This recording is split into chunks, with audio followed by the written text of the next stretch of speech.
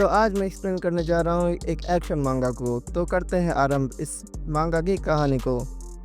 कहानी की शुरुआत पे हमें एक बंदा दिखाया जाता है जिसके सामने कुछ बंदे मास्क लगा के खड़े हुए थे। फिर हमें इस बंदे का पूरा लुक दिखाया जाता है। हमारा मेन कैरेक्टर है। हमारे मेन कैरेक्टर का नाम जॉन विक होने वाला है। पे एमसी बोलता है, मेरे फादर ने मुझसे कहा था कि तुम एक इमोर्टल हो, तुम वो हो जो मेरी पावर्स को इनहेरिट करता है। और शायद कुछ ऐसा ही मेरी मदर ने भी मुझसे कहा था कि मैं एक ट्रांसफार्मर हूँ, मैं ट्रांसफॉर्म कर सकता हूँ। ये दुनिया एक सुपर नेचुरल वर्ल्ड है और इस दुनिया में मैं एक मिक्स ब्लड के साथ पैदा हुआ और इस दुनिया में मेरे पास 2 पावर्स हैं। अब सीन शिफ्ट होकर एक लेडी पड़ जाता है जो कि वर्कआउट कर रही थी। इसी के साथ हमें एक बिल्डिंग दिखाई जाती है जिस पर काफ़ी सारे ब्लास्ट हो रहे थे और कुछ आर्मी सोल्जर भी दिखाए जाते हैं जो कि उस बिल्डिंग में एंटर कर रहे थे। अब हमें इस दुनिया में कौन कौन सी सुपर पावर्स एग्जिस्ट करती हैं उनके बारे में बताया जाता है।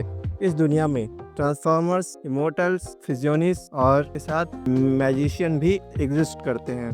अब हम एमसी को देखते हैं जो काफ़ी खतरनाक दिख रहा था, जिसकी आंखों से फायर निकल रही थी और कई सारे सोल्जर्स उसके सामने उस पर अटैक करने के लिए खड़े थे।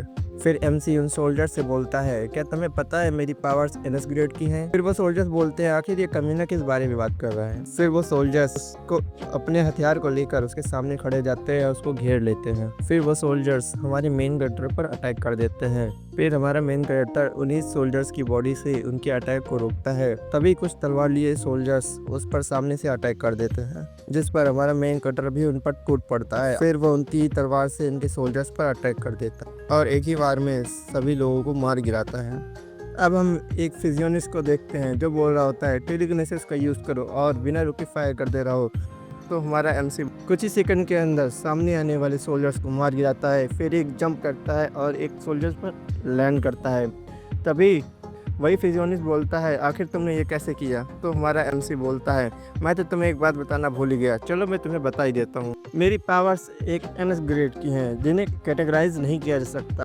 एमसी बोलता है, किसी ने मुझसे कहा था ये सब तब शुरू हुआ जब मैं पैदा हुआ, या फिर मैं ये कहूँ ये सब तब शुरू हुआ जब ब्लैक होल अपेयर होना शुरू हुए जो कि लगातार ग्रो कर रहे हैं। इसी के साथ हमें हमारा एमसी दिखाया जाता है जो कि रोड क्रॉस कर रहा होता है, पर अचानक से वहाँ पे ब्लैक होल अपेयर हो जाता है, जिसे देखकर सब लोग डर जाते हैं और इधर उधर भागने लगते हैं।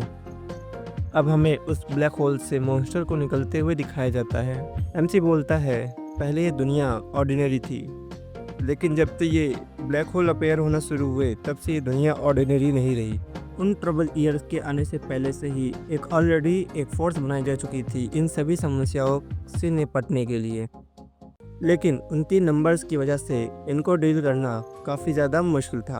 अब हमें एक बच्चा दिखाया जाता है जो कि पूरी तरह से घायल ज़मीन पर पड़ा हुआ था। तभी एक हुडी पहने हुए बंदा वहाँ पर दिखाया जाता है।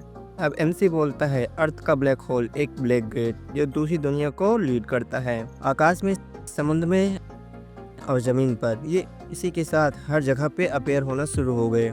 इसके ब्लैक होल से ऐसे क्रीचर्स सामने आने लगे जिन्हें कभी पहले देखा नहीं गया था। ये ऐसे क्रीचर्स हैं जिन्हें हम इन्वेडर्स कहते हैं। इन्होंने अर्थ पर लोगों का नरसंहार शुरू कर दिया, अर्थ को एक लिविंग हेल में बदल दिया। तभी सुपरनेचुरल एबिलिटीज़ भी अपेयर होना शुरू हो गई। वे लोग जिनके पास टेलीकिनेसिस, फेरियोकिनेसिस, कैरियोकिनेसिस और इलेक्ट्रोकिनेसिस की पावर्स होती है उन्हें हम फिजियोनिस्ट कहते हैं। वे लोग जो अपने अंगों को खोने के बाद भी जीवित रहते हैं उन्हें हम इमोर्टल्स कहते हैं। इसके साथ ही वे लोग भी जो अपनी बॉडी को बीस्ट में बदल लेते हैं उन्हें हम ट्रांसफॉर्मर्स कहते हैं। और वे लोग भी जो इंसानों की तरह दिखते हैं लेकिन मटेरियल पावर्स को मैनिपुलेट कर सकते हैं उन्हें हम मैजिक यूज़र कहते हैं। वे सभी फाइट करते हैं उन एनिमीज से जो कि उस ब्लैक होल से बाहर आती हैं और उन सभी की वजह से इस दुनिया में शांति वापस लौट पाई। लोगों ने इस साल को ट्रबल ईयर का नाम दिया। जब इन इन्वेडर से निपट लिया गया तब लोगों का ध्यान इन सुपर पावर्स पर गया। वे लोग जिनके पास सुपर पावर्स होती थीं उन्हें अलग थलग करने लगे क्योंकि उनकी पावर्स खतरनाक थीं। लोगों का डर और दिलचस्पी जल्दी ही एक कॉन्फ्लिक्ट को लीड करने लगा। वे लोग जिनके पास सुपर एबिलिटीज़ थी और वे लोग जो कि नॉर्मल ह्यूमन थे, ये कॉन्फ्लिक्ट उनके बीच था। इस प्रक्रिया में इमोर्टल्स ने सरकार चलाना शुरू कर दिया और ट्रांसफॉर्मर्स ने वैश्विक समूह के साथ हाथ मिला लिया। इन्होंने इसी के साथ ही फिजियोनिस्ट ने अपना एक संगठन बना लिया।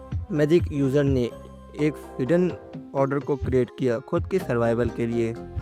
उस ट्रबल ईयर को बीते हुए 20 साल हो चुके हैं। इसके साथ ही जिनके पास सुपर पावर्स हैं वही लोग भी अब हमारे साथ ही रहते हैं खुद को छिपाते हुए। अब हमें हमारा एमसी दिखाया जाता है जिसके फादर कहते हैं मुझे तुम्हें कुछ बताना है लेकिन तुम शौक मत होना। फिर उसके फादर बताते हैं कि तुम एक इमोर्टल हो, लेकिन एमसी को कुछ समय तक घंटा कुछ समझ में नहीं आता। अचानक से उसको रियलाइज़ होता है कि उसके फादर ने अभी क्या कहा। फिर उसके फादर बताते हैं मैं एक इमोर्टल हूँ, तुम वो हो जो मेरी पावर्स को इनहेरिट करता है। एमसी बोलता है अभी हम मार्केट में हैं, आप मुझे ऐसी बातें कैसे बता सकते हैं। उसके फादर कहते हैं लेकिन इन बातों को किसी को बताना मत, यहाँ तक अपनी मदर को भी नहीं। एमसी बोलता है क्या, लेकिन क्यों? लेकिन आपने तो बीच बाजार में ये बात मुझे बताई है। उसके फादर कहते हैं मैंने काफ़ी धीमे कहा है तो ये ठीक है। उसके फादर आगे बताते हैं इमोटल्स को कैटेगराइज करने के लिए उनके कॉम्प्लेक्शन और गुड लुकिंग से किया जाता है। आप बोल रहे होते हैं कि तुम ज़रा सा भी मेरे जैसे नहीं हो, लेकिन तुम फिर भी एक इमोर्टल हो। आज रात लगभग 11 बजे तुम्हारी पावर्स अवेकन होंगी क्योंकि तुम्हारा जन्म उसी समय हुआ था। एमसी बोलता है आप तो ऐसे बता रहे हो जैसे कि कुछ हुआ ही नहीं है, सब कुछ नॉर्मल है। फिर वे सब लोग अपनी शॉपिंग करने लगते हैं। इतने में उसकी डैड उसको दोबारा से याद दिलाते हैं कि अपनी मदर को ये बात मत बताना, अगर तुम्हारी मदर को ये बात पता चली तो वो मुझे डिवोर्स दे देंगी। एमसी और उसके फादर बिल काउंटर पर अपने सामान की बिल करवा रहे थे, तभी एमसी बोलता है इसके बारे में हम बाहर बात करते हैं। इसके साथ ही वे सभी शॉपिंग मॉल से बाहर आ जाते हैं और उसके फादर हंसते हुए बोलते हैं वैसे ही मोटर्स को इतना स्ट्रॉन्ग नहीं माना जाता क्योंकि वे सभी नॉर्मल वर्कआउट करते रहते हैं, लेकिन तुम काफ़ी ज़्यादा स्ट्रॉन्ग बनोगे। तो एमसी हंसते हुए बोलता है मैंने तो एकदम एक्सरसाइज ही नहीं की, शायद इसी की वजह से मैं इतना स्ट्रॉन्ग बनूंगा। इसी के साथ ये मेरा दूसरा सीक्रेट है, नहीं शायद ये मेरा पहला सीक्रेट है।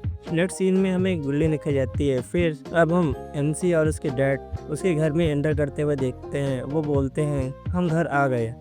अब हमें एमसी की मदर दिखाई जाती है जो कि काफ़ी ज़्यादा ब्यूटीफुल होती हैं। वो बोलती हैं ओह अच्छा, वेलकम होम। एमसी इसी के साथ मन में सोचते हुए बोलता है मुझे ये सीक्रेट पता चलने से पहले ही मुझे ये सीक्रेट पता था कि मैं इमोर्टल हूँ। अब हमें उसके मदर और फादर दिखाए जाते हैं। उसकी मदर बोलती हैं ओह अच्छा, तो तुम्हें ये भी याद था कि गार्लिक भी लेना है।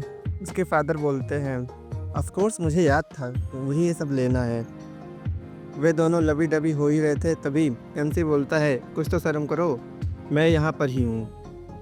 एमसी अब हमें बताता है कि मेरी मदर एक ट्रांसफार्मर है। दरअसल उन्होंने 2 साल पहले मुझे ये बात बताई कि वो एक ट्रांसफार्मर है और ट्रांसफार्मर्स की पावर 18 साल की एज में अवेकन होती है। अब हमें वो सीन दिखाया जाता है जब एमसी की मदर वो बात बता रही होती हैं। एमसी बोलता है आखिर ये क्या हो रहा है। उसकी मदर भी ये बात बोलती हैं कि अपने डैड को ये बात मत बताना कि मैं एक ट्रांसफार्मर हूँ। तो एमसी पूछता है आखिर क्यों, तो वो बोलती हैं बस तुम मत बताना उनको। अब हम प्रेजेंट में आते हैं तो एमसी की मदर उससे पूछ रही होती है कि तुम्हें अपने बर्थडे पर क्या चाहिए। तो एमसी बोलता है आप सब मेरे पास हो, मुझे और कुछ नहीं चाहिए। उसकी मदर हंसते हुए बोलती है किसी को अपने शब्दों से कैसे खुश करना ये हुनर तुम्हारे पास है, एकदम तुम्हारे फादर की तरह। उसके फादर बोलते हैं नहीं ये सब आपकी वजह से है, हमारा बेटा एक अच्छा इंसान बनेगा। अब हमें एमसी दिखाया जाता है जो काफ़ी खुश होता है इन्हें देखकर। फिर एमसी बोलता है एक इमोर्टल फादर और एक ट्रांसफॉर्मर मदर, सच में ये एक नॉर्मल फैमिली से काफ़ी ज़्यादा डिफरेंट फैमिली है। फिर एमसी सोच रहा होता है कि आखिर ये दोनों एक दूसरे से अपनी आइडेंटिटी क्यों छिपा रहे हैं। फिर अब हमें रात का सीन दिखाया जाता है जहाँ पे सब लोग सोने चले जाते हैं। अब हम एमसी को देखते हैं जो कि अपने बेड पर आराम कर रहा था, तभी वो उसकी नज़र दीवार पर लगी खड़ी पड़ जाती है।